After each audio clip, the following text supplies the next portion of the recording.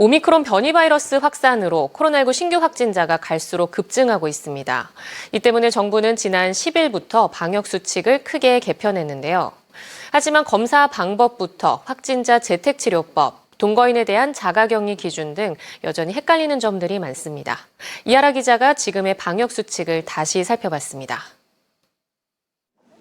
코로나19가 의심되는 약간의 증상이라도 있다면 어떻게 해야 할까? 약국에서 자가키트를 사서 셀프 검사를 하거나 아니면 보건소 선별진료소 등에서 신속 항원 검사를 받아도 무방합니다.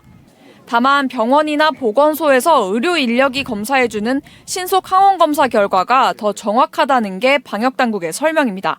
약국에서 구입하는 제품이랑 저희 제품은 동일하고요. 대신 저희가 이제 간호 선생님들이 직접 채취해 주시기 때문에 검출 확률이 훨씬 높습니다. 그렇다면 코로나19 확진자는 어떻게 해야 할까? 확진자의 경우 중환자가 아니라면 재택치료가 우선입니다.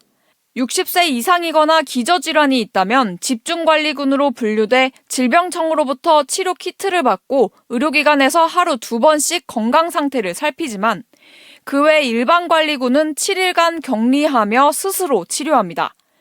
치료 약품도 스스로 구해야 하고 해제 전 PCR 검사 절차도 없습니다. 확진 7일이 지나면 별도의 공지 없이 격리 해제됩니다.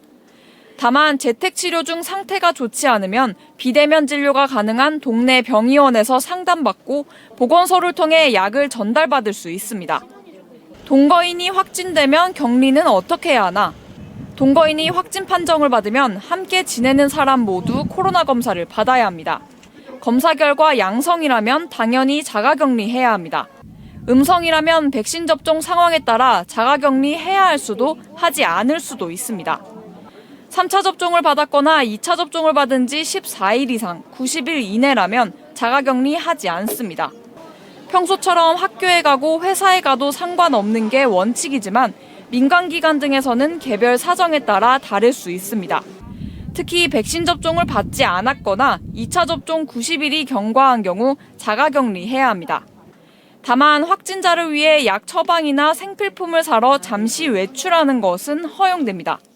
동거하시는 분들 중에 확진이 안 되신 분이 계시다면 약을 대리 수령이 가능하겠습니다만은 확진되신 분이 혼자 사시거나 하시는 경우는 약을 타기 위해서 바깥 출입하신다? 불가능하다고 보시면 되겠습니다.